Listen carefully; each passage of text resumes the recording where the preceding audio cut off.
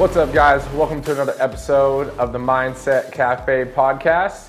It's your boy, Devin Gonzalez, and today we got a special guest. We got Philip Sessions, owner of Speaking Sessions podcast, as well as Speaking Sessions coaching program. He has a blog and everything, and we were just on his podcast the other day, and I wanted to bring him on because his ability to communicate, as well as his ability to transform others' journeys and professionally through their communication and their mindset, is just amazing. And it's communication is one of those things where I want to touch base on today with you, Philip, as well as mindset, because I think it's so important that others learn how to communicate. It's not just speaking in just layman everyday terms, but there's a whole mentality of how you actually communicate with others, right? Yeah. Yeah, for sure. Well, hey, I appreciate you having me on, first of all, and excited to get into the realm of communication, public speaking. Those are super broad topics, but I know we're going to dive into those more specifically. But when most people think of public speaking or communication, they think about speaking in front of hundreds or thousands of people on a stage. And in fact, that's most of the time what you're not doing. And most people are on a one-to-one conversation like we are today, and yet they still can't get their point across with that person. So Exactly. love the subject we're going to talk about today, and can't wait to get into it some more. Awesome. How did you start on this speaking and communications journey yourself? Like, what led you into this career path? Yeah, it was really for selfish reasons. I wanted to get on stage myself, not to boast myself, be like, oh, look how great Philip is. But being in the self development space, I saw a lot of other, what at least looked like successful people. We know some people get on stages and they pay to be there, but the people that were there that were really just pouring into the audience, I wanted to be like them. I wanted to be on that stage. So I saw that as a form of being successful. And so selfishly, I wanted to get better at speaking so I could do that. But as I got better at speaking, I saw how it impacted other areas of my life, my relationships, intimate relationships, business relationships, the way I went and got more money through raises and sales and things of that nature. And so I wanted to help other people with that. And I had this entrepreneur bug where I was doing personal training. So we have a little bit of background on that. I was trying to do online personal training, and that lasted about a year, and I just wasn't getting any traction. A lot of other reasons why behind it, besides the fact that I just started not liking it for myself, even. I didn't like it doing it for other people, and I started not to like it for myself, and I started missing the gym and everything. And I didn't feel like I could create as much impact. And I thought about going into leadership coaching, had an opportunity at BMW Manufacturing to get into leadership and professional development there for the manufacturing plant here in Greenville, South Carolina, and got stuck into presentation skills. And that's when it clicked for me, as I found out that, hey, BMW needs help with their people for their presentation skills. I bet there's a lot of other people that could use that help too. And I know how much it's helped me. And so that was almost 2 years ago when that happened. And that's when I decided I'm going to go in on this business and really help out with presentation skills specifically. Okay, so with your communication and your speaking, coaching, is it more tailored to the actual presentations, or do you dive into, how to actually communicate and speak, in broad terms? So I do get in that with my one-on-one clients. So my digital courses as well as my group coaching, it's more specific to presentation skills. So at a one-on-one perspective, we will go into nuances like that, but just to be niched and be hyper focused on one thing for now to build up the business better and be more known for, oh, this is what Philip does, I focus in on the presentation skills. Okay. And I mean, with the presentation does come the speaking too, right? So it's not Oh just how yeah. to create how to create PowerPoints. I'm sure it's how do you transition from the slides? How do you communicate on the slides themselves through written communication, but also translate that into, verbal communication, right? Yeah, exactly. So I don't go into like, hey, make sure to have this kind of image and this kind of text and all this stuff on the PowerPoint. I'm not a creative person like that. So we do go more into the framework of what that looks like. And so I can dive into that if you want me to. But essentially, that's what we do is really just dive into the framework. What's your message going to be, your core message? Who are you talking to? And then we can fill in some stories for you to be able to share, to be able to relate with your audience and everything. Yeah. So with the framework, if you could dive into that in the sense of, what does that look like, and how does one convey their message to, just briefly, how does someone convey their message to another person? So and I'll use this framework more for going and speaking on a stage. So you're probably speaking to multiple people or you're giving a presentation to multiple people. So the first thing that you need to do, and I advise my clients to do, is think about what do you want to deliver in that? Do you want to give information? Do you want to inspire? Do you want to sell something at the end of the day? What is your end goal with that presentation? And then when you have that in mind, then you can create your talking points. So I would say probably about three talking points to support that overall end goal that you have in mind. And then from there, depending on your audience, this is where it really changes. So if you're always selling the same product or service, your end goal is to sell that product or service. Then you're going to have your 3 points that are going to talk about your product or service that will help give the information to that audience. But then when you go speak to the individual audiences, that's where you pull stories in to help fill in the information gaps where and makes it more interesting and more engaging for the audience and relatable to them. And so that's really the framework. Figure out one, what your end goal is, what you're trying to do. Two is to have your main points or your sub points of that overarching topic. And then three, find some stories that relate with that audience. So really those stories are probably going to be the only thing that changes, and you can manipulate later on, but especially when you're first starting out and getting those reps in, really stick with the same framework and then change the stories as needed to match the audience that you're speaking to. And that could go down to one person, kind of like we talked offline real quick about having our daughter being about the same age. Like, oh, yeah, so I could talk to you about my daughter next time we talk, and then also relatable versus trying to talk about something completely different. And so that's kind of what you can do when you go into a one-on-one conversation as well. Okay, that's awesome. It's with your clients, like teaching them that overall thing and getting those reps in, right? It's it's good to have that foundation, but what have you seen? And this might be more towards your one-on-one clients, but have you noticed that they might develop the actual skills of writing down those topics, but maybe have a fear or, a lack of self-confidence in themselves actually verbally saying those things? Yeah, I see that oftentimes that people feel like they need to write everything down. And so we kind of have the two spectrums. One where somebody's just so afraid that they're going to forget every single thing and they want to write it all down, or they think, "Oh, I'm good. I could talk all the time," and then they just never prepare. And those are probably worse than the people that are afraid of forgetting every single thing. And so why I have this framework is because it's really a skeleton outline and it's really a roadmap for you. So, hey, my end goal, this is my destination. I have my 3 points. So along the way, I need to go through let's call it through these cities or something. So let's say I try to go out to Los Angeles from Greenville, South Carolina. Well, I know I'm probably going to try and get down to I-10 some way. So for me, I've got to take 85 down to Atlanta, go down to Mobile and I-10, and then I'm going to go through Houston, and there's some other cities. So I can kind of talk about, okay, Atlanta's a stop for me to talk about.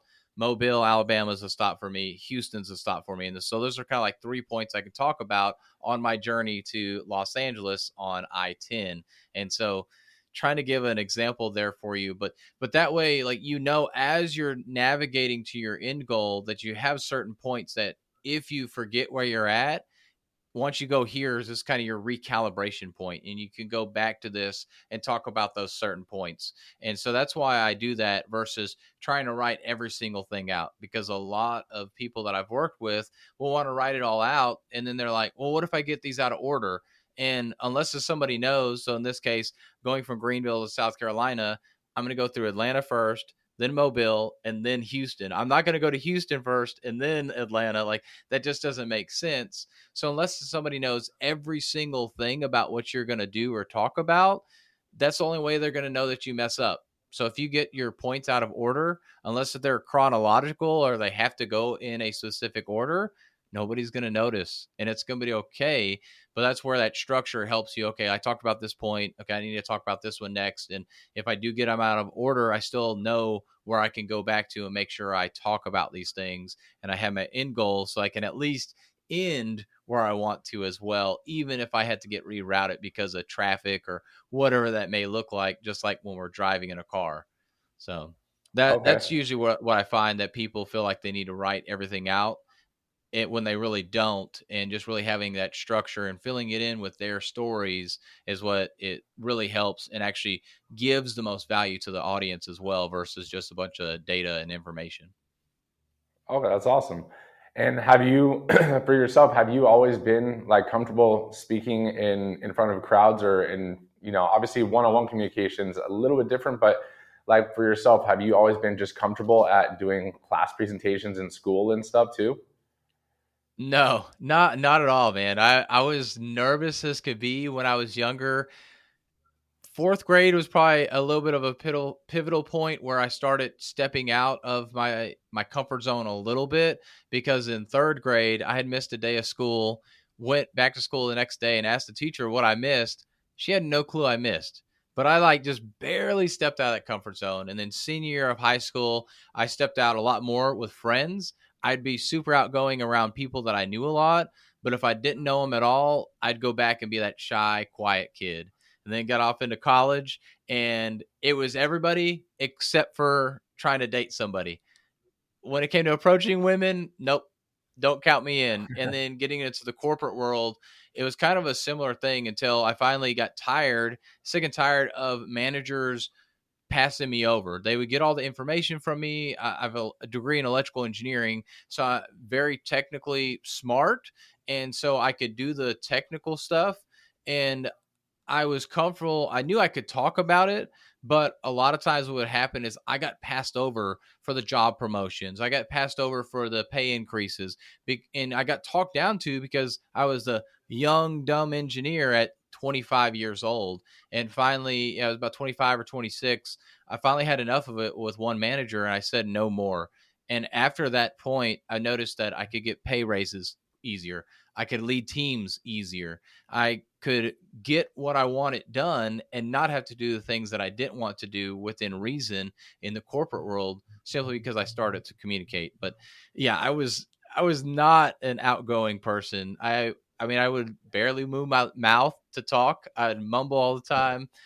And I would even like just answer the question, and that was it. Like, here, I'm kind of rambling on a little bit. I would just be like, oh yeah, I was a shy kid. And then I'd just shut up, and it would be the most awkward conversation ever. So it's came a long No, ways I for get it. sure. No, I mean, that's awesome that you've came this far and now you're actually able to help others go through that same journey, right? Hmm. Um, so the pain point was you realizing that it was enough, right? It wasn't the fact that you Hmm. weren't dating girls and stuff. Obviously, that was a cherry on the top, but it was the fact that you weren't able to communicate. You realized that others were able to communicate at least more than you, and you realized it was a hurdle or a limiting factor in your personal and professional growth. What was the Yeah. first step that you decided to do to start to change that? Because obviously you've had that pain for a while, but what was that mindset shift that allowed you to, make that action, and what was the action? So it was, I don't really know exactly what the mindset shift was. I just really felt that I just felt crummy being in this position where, and I was in Statesboro, Georgia at the time. I didn't know anybody. I moved there for the job after I had moved to Greenville for a year. moved down there for a pay increase, wanted to get back in oil and gas, but I just kept getting talked down to. And it was funny because we'd go into these engineering meetings and I would talk for 50 minutes of every hour long meeting about all the project I was working on. We had three other engineers. And yet every time they would talk to me, it was like, oh, why aren't you working on this one? Why aren't you working on that one?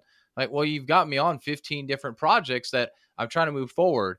And so I just kind of got fed up with that. And I decided I want to get back to Greenville. I wanted to get back into programming control systems. And that's a whole nother subject. But I wanted to get back into something that I had done before. And so just making that job change is what really started that. And I realized that I could control my income more by just saying it. And so when I went to this company, they wanted to start me at a certain rate, and I said, no, that's too low. And we negotiated some and really just talking through that. But that was kind of a pivotal moment for me, was the fact that this manager kept talking down to me, and I would say something and nothing would change. I was like, you know what? Never again. I'm never allowing that to happen again. And this was just 6 years ago, by the way, just to put this, oh no, sorry, 7 years ago, to put this into a timeline that I started doing that. And then from there was really just starting to do a podcast. I started my first podcast probably a year after that, and doing social media videos, just posting on social media. And so just that, deciding on my own that enough was enough, and then starting to take some kind of action on speaking and communicating, is what's gotten me to where I'm at today, and was really the start of me speaking. Right. So that mindset shift right there was that enough is enough, right? Mm, You've had that pain point. It's obviously bothered you for a while, and then it allowed you to grow that self-confidence and realize that you are the controller of your destiny, right? yeah. So with you taking that action, like, did you, buy any books on communication? Did you take courses? Did you hire a coach back then? Like, what was that journey from not being a speaker and answering closed-ended sentences, answers, to how you are now? So it was probably 2019 before I actually ended up joining anything. Maybe I read a couple books. I can't remember those books off the top of my head, if I did read any in the meantime about speaking, because also with this, it was just, I had been reading things like Rich Dad, Poor Dad, Think and Grow Rich, all of these classics that we read in the self development world. And from that, and then going to events like GrowthCon 2, or yeah, 10x GrowthCon 2, and everything, that I started seeing this stuff, but it never really clicked about the speaking side until 2019, when I finally decided that, hey, I need to get some help. And that's when I joined Toastmasters. And Toastmasters helped me out a lot. It gave me a lot of confidence, gave me opportunities to lead a group of people, because I became the club president within a year of joining that club there at Toastmasters. And that's where I got my quote unquote formal education. I've got this is a good book here. I've got a couple others that I think are over on the floor, but The Exceptional Presenter, this one to me is a really good, gives you super detail about like different topics on presenting itself. And it goes in, like I said, a lot of detail. I kind of say more like science type detail instead of telling you through stories. But I think that's a really good book, and that's by Timothy Kogel. And so that's one of the ones I've really enjoyed, and read several other books as well that I can't remember off the top of my head. John Maxwell, The 16 Laws of Communication, is what I'm reading right now, which is a more recent book. And so those have been books that have been helping me to learn, but also just through trial and error, figuring out what works well for me, what doesn't, going back and reviewing my videos, and then just putting in the reps. Because just like working out, if we don't continue to work out, even if we're not quite doing it right, we're still going to build muscle and get stronger from doing the workouts. Now, if we do it correctly, we get stronger and bigger faster, but we can still make some progress either way. And so I would suggest that to anybody. Try Toastmasters out, like $100 a year, and then just start speaking, do videos. It's free. Do podcasts like this. It's free. Well, fairly cheap and everything. Yeah, yeah, yeah. No, I mean, honestly, it's super important, and realizing that with communication, or just like anything other else that you do in life, it's not going to come perfect right out the gate. You're not going to be your best right out the gate. And it does come through, like you said, reps, right? Whether it's Hmm. sales, whether it's, public speaking or just presenting, whether it's trying to get a girlfriend or boyfriend or whatever the case is, like all those things, you're not going to do it. You're not going to bat 1,000, right? So learning and understanding that it's gonna take repetitions and it's going to not be clean and nice and pretty in the beginning, but through trial and almost trial by fire, you will forge who you need to be in that journey to your success, right? Yeah. Oh yeah. So with with that, if someone wanted to, let's say go public speaking and stuff, because I know that's one thing that we talked about.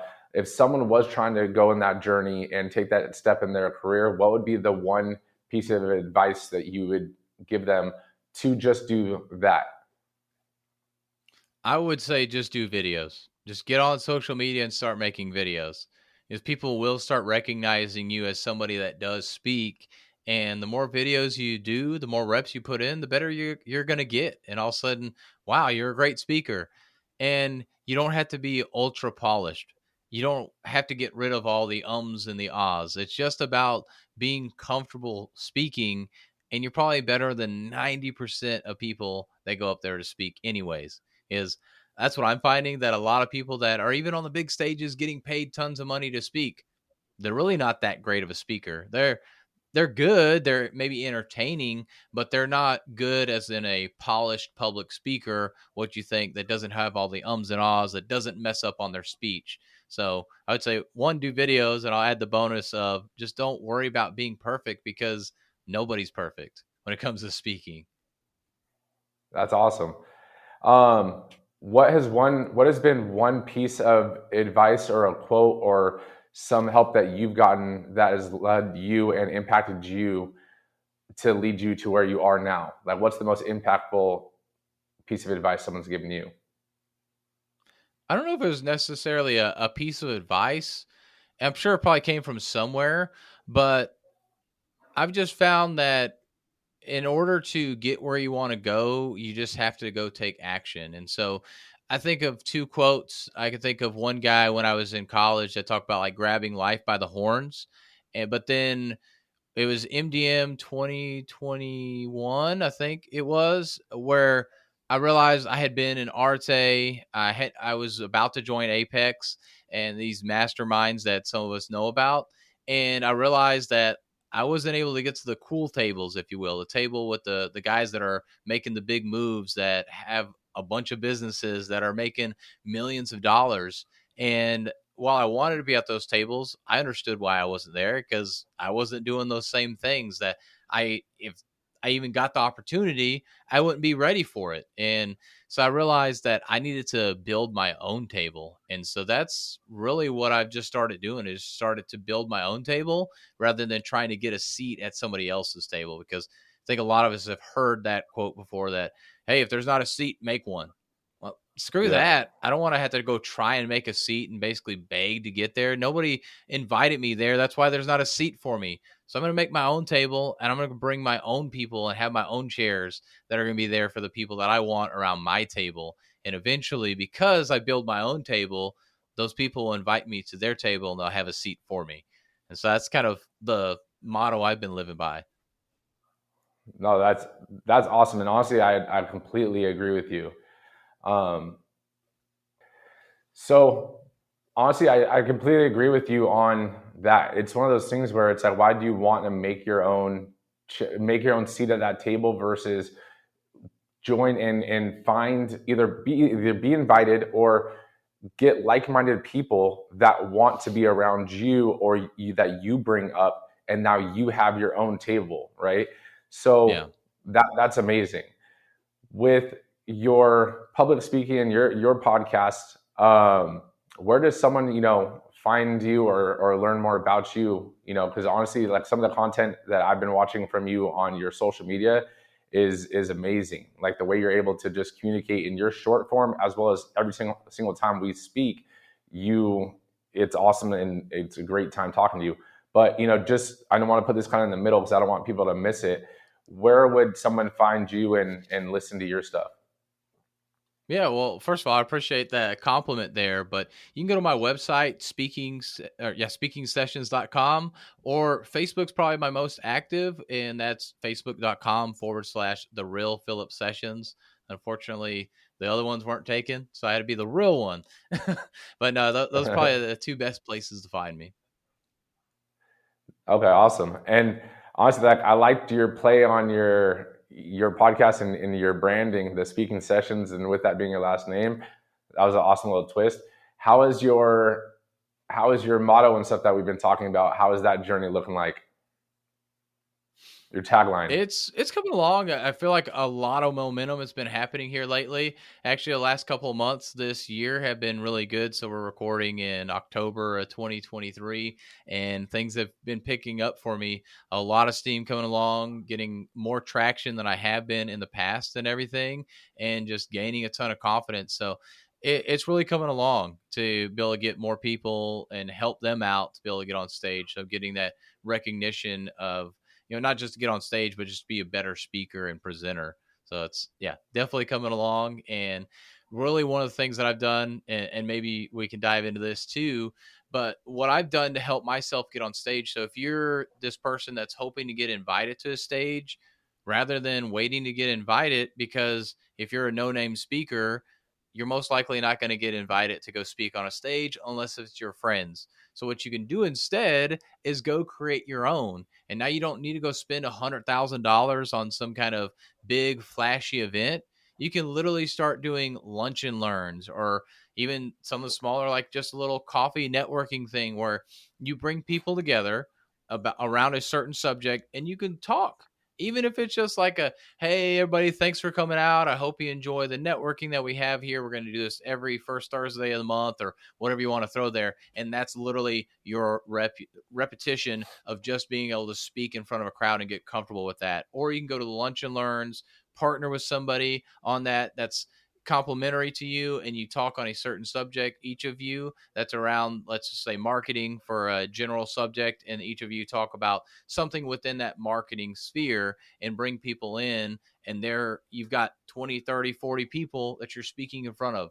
And you do this time and time again, you get comfortable, people are going to see you, film it for sure, so you have that footage so you can use it for social media and proof that you can speak. And that's what's going to help you build that table so you can get invited to somebody else's and go speak on their stage. Well, that's genius.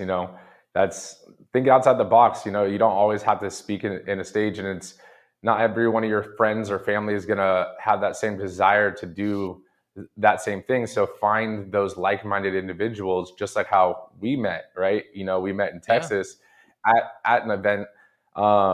But you can create your own little mini events or create your own little mini marketing centers or sessions. Um, Yeah. what does your journey or growth look like or has looked like since you started? Like, did you have to overcome any confidence or self-beliefs or almost imposter syndrome coaching others on something that you were once lacked confidence in? Yeah, I mean, just having the fear that people, if they pay me to coach them and I can't get them the results, I had to get over that. And the real thing is, as a coach, I mean, that's what you're trying to sell. You're selling this intangible thing, but at the end of the day, you can lead a horse to water, but if they don't drink, that's not your fault. So same thing when you're coaching, you can educate somebody and give them all the tools and resources and the time and attention, but if they don't ever apply it, that's not your fault.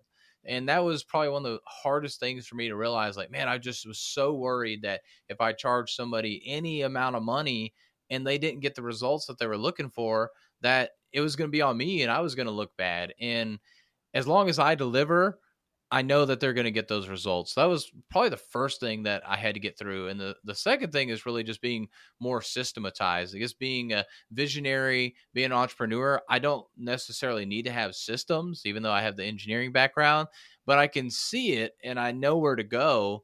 But then having people understand what that meant and looked like, that was difficult, and that was a difficult sell. So really coming up with like some systems and processes and saying, hey, here's kind of the journey of what the speaking coaching will look like, were really the two hardest things for me to really overcome, and definitely something I had to wrap my mind around and put that mindset piece there. No, that's honestly a huge factor of that limiting belief of yourself. Because I mean, believe me, I had that same thought when I was doing personal training, and it was one of those things where you can tell them what to eat, you can tell them, what to do on their days in between the personal training sessions. But if they did that again, that was something that I had to also realize, that I can give someone the perfect plan, but if they don't follow that perfect plan, it's not necessarily on me. Um, with your sessions and with your clients, do you have anyone that you've had to let go because they weren't following your instructions and they were kind of just, there? I haven't yet. Most of my coaching is really done like in 90 days. So it's kind of, hey, Mm. here's 90 days, and then you're out. If you want to be out, if you want to continue, that's great too.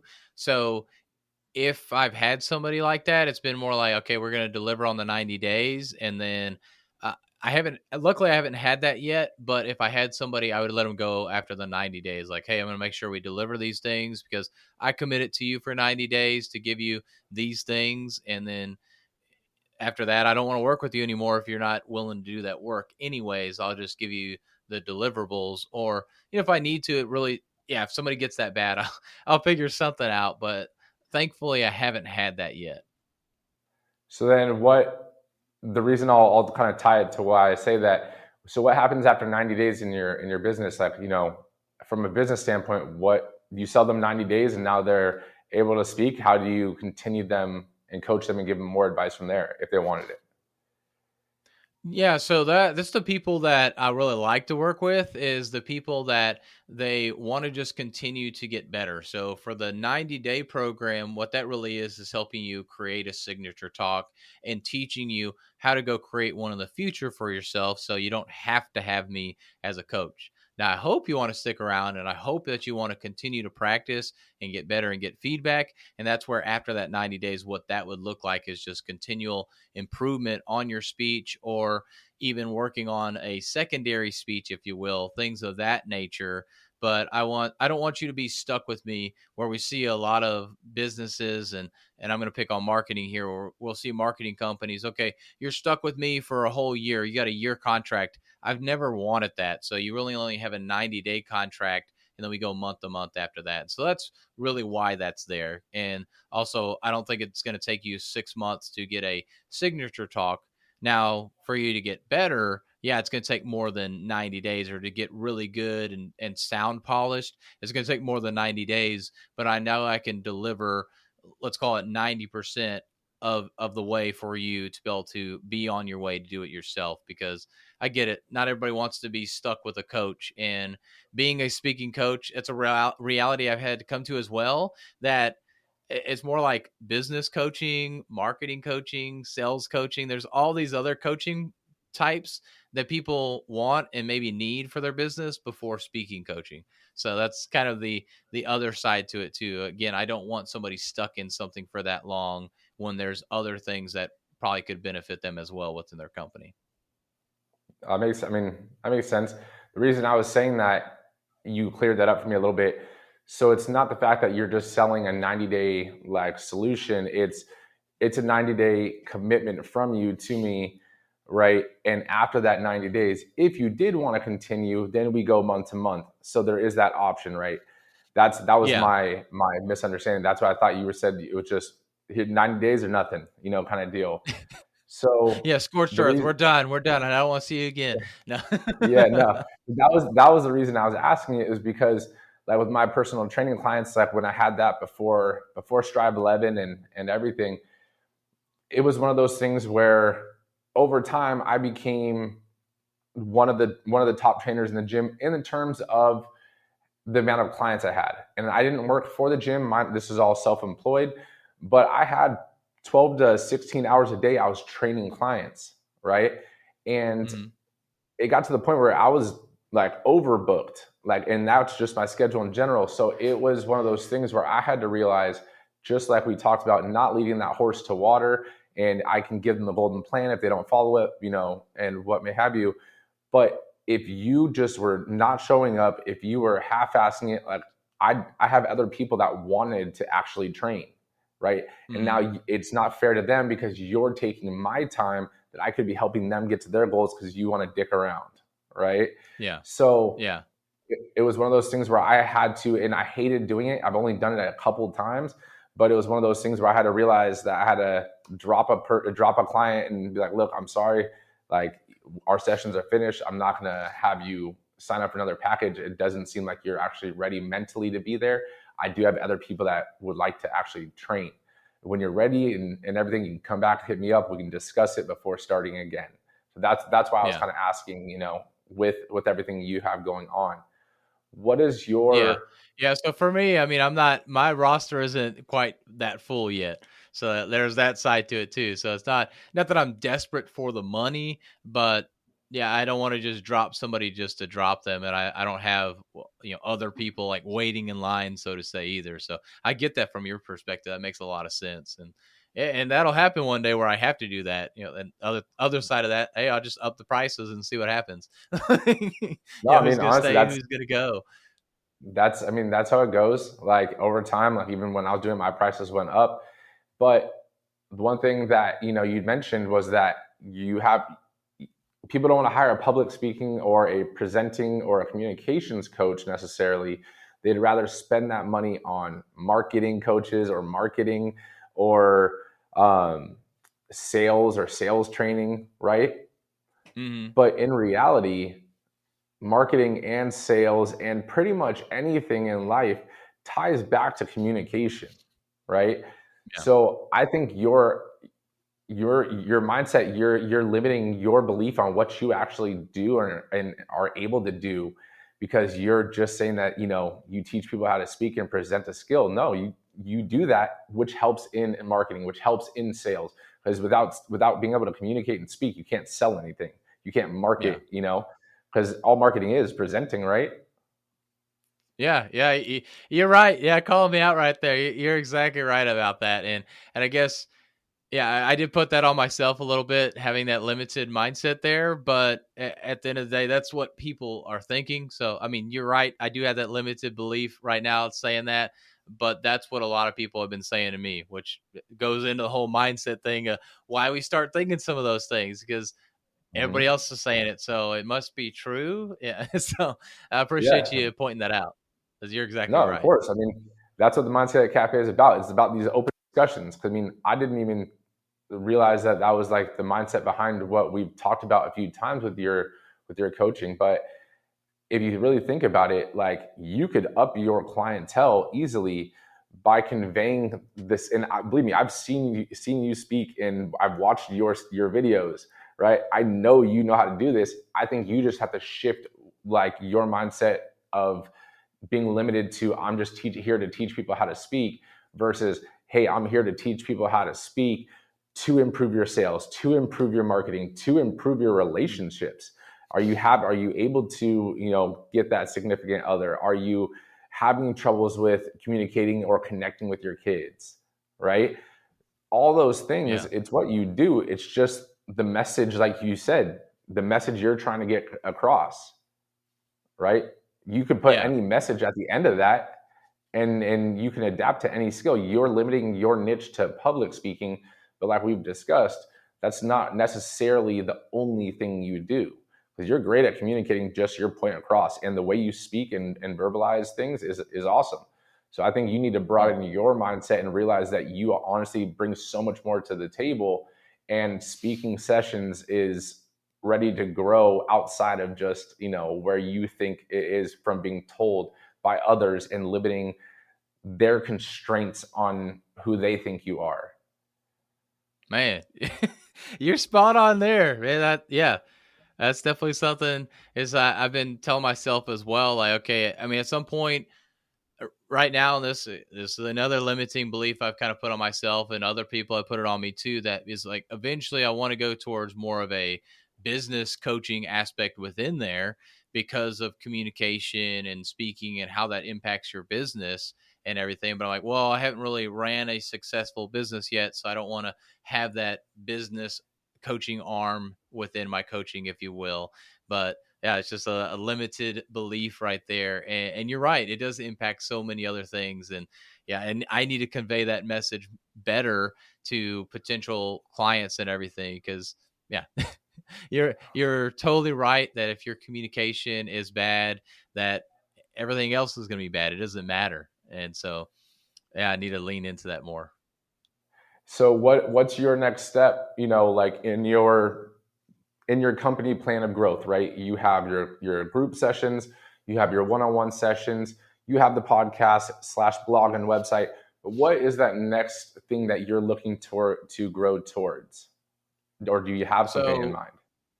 yeah, so I have a few more weeks. I don't know exactly when this episode will come out, but it'll probably be late November whenever I launch a digital course. So it's kind of going on the other side. So before group coaching or one-on-one coaching is the digital course, to be able to give everybody some tools without having to be on a time constraint with when can they work with me kind of thing. And then on the other side, and this will take some more time just because I need to be able to have that time commitment, is really going into companies and doing actual like corporate trainings where I help with those presentation skills, where we go into communication skills, where we talk about leadership topics and really just communication and public speaking more in a general sense to help you be able to move your business forward, because communication costs a lot. And I was looking at an article the other day. It's about $4,200 per person that communication can cost you a day. And so you think about Wow. that, with one or two people, not a big deal. You get to a company of 100 people, that's almost $500,000. I mean, you're throwing $500,000 out simply because your communication sucks. And you get bigger than that, and it's probably worse. I mean, I've been in meetings to have a meeting to talk about the meeting, or we're going to have a follow up meeting because we didn't talk about anything in this meeting. We're doing it all the time. And if you look around the room, you're talking about a meeting that probably cost $1,000 or $2,000 based on how much time was spent and how much you're paying those people, how much those people, if they would have been on a sales call or doing something else, could have generated more money. And so you end up spending a lot of money on meetings, but we want to just throw meetings in the calendars just to say we're busy. And we're not getting anything across or actually moving the business forward with that. And so communication does impact the business a lot. So I see myself getting more into business communication, working with executive teams as well as maybe their entry level employees, but management and everybody eventually. Oh, that's awesome. That's awesome. So before we, wrap this up, what is one message that you want to leave to the people, if you will, right? But no, that one message that you hold true and hold deep to yourself, that if you that was the only message that you could leave on this earth before you passed, what would it be? It'd be to go take action on whatever's on your mind. If something is on your mind, it means that you're meant to do it. God put that thought in your heart and in your mind. And so why are you squandering that? You need to go take action on that. And whether it comes to fruition or not, at least you took action on it at the end of the day. But I truly believe that the things that come into our mind that we think about doing, that we need to just go take action and see how it plays out. Because there's a reason why that's on your mind. That's awesome. Hey, Phil, I want to thank you so much for coming on and taking the time out of your day, and everything, because honestly, I do appreciate it, and your ability to communicate, not just through videos, but through your podcast and through your presentations and everything is astounding. And honestly, I look forward to seeing your continued growth over the next few months and few years. Yeah, thanks, Devin. I'm honored to be on the podcast and honored to be able to just have a conversation with you, and looking forward to seeing where you're going with Strive 11 and everything.